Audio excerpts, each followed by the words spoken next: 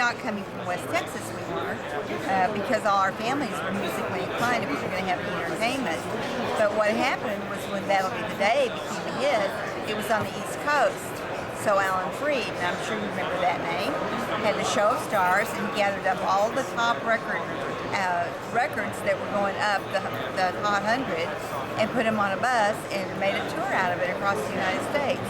So when they got on the East Coast, that's when all of the riots began. So, and then of course Jerry Lee Lewis, he had some problems too with his young marriage, so that wasn't too well accepted. But in Lubbock, Texas, Buddy Holly and the Crickets were well accepted. They were writing really some very nice romantic music. The themes were really pretty traditional, but it was to me, the sound of the music and the way it was done that was different. Well, Norman Petty was the producer at Clovis, New Mexico, at Norman Petty Studios, and it was all. The amazing part, I think, about Buddy's music is the fact that when they walked out on stage, they sounded exactly like their record. They were able to do that. They weren't pretending, or it was exactly as the record, and it sounded the same. So I think that's one of the reasons that made it such a hit. You know, all musicians learn what they do from listening to other musicians and listening to records and so on, and they then take it on and do their own thing with it. What was Buddy Holly and then the other members of the band, what did they listen to that inspired their music? From bluegrass to country swing, Playboys, to country western, to Elvis Presley, and then throw a little bit of gospel in there also. Could they read music, or were they self-taught, and did they play by ear? Buddy didn't read music; he was self-taught and played by ear. Right, as most rock and roll musicians still do today. That's right. Right. Were you aware at the time of how it was going to change everything? It was a real cultural evolution. No, I wasn't aware of that, but what I was aware of is being a teenager, because when That'll Be the Day and Peggy Sue were hit, I was still a senior in high school, and it was like a new sound, a new dance that we were all learning, and it was our music, and it was, my sister was 13 years older, and so she boogie woogie, you know, she jitterbug to the big band sound. Well, this was a whole new sound, and I considered it my sound, and so did every teenager at the time. That's exciting. Was it more appealing because it was your music, and meaning that it was something that the parents' generation would not be happy with, or wasn't that really such an issue? That wasn't an issue in my house. My mother felt like that. What she was concerned about is me leaving the dance floor. She wanted me to stay on the dance floor when she knew where I was, so that wasn't an issue. But the dancing was different.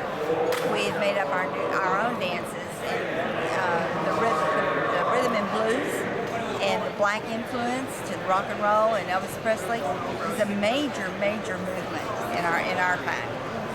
Could you have had any inkling that there would be such fan reaction and it was before the days of the paparazzi, but you must have had some of that experience when you were traveling with them, did you? Oh, I had some. Yeah. But no, I never imagined, I never thought about that, until it got to be more and more and more. And now, as odd as it may sound, I'm 68.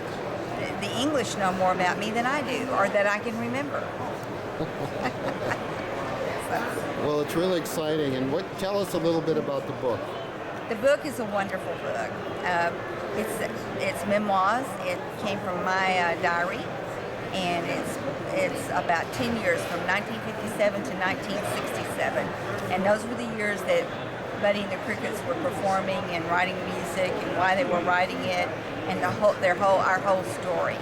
And it's all kind of put in there, and with some new pictures, I might add, that haven't been seen of Buddy and the Crickets. So it's a delightful story about early days of rock and roll. And if you like rock and roll, you'll love it.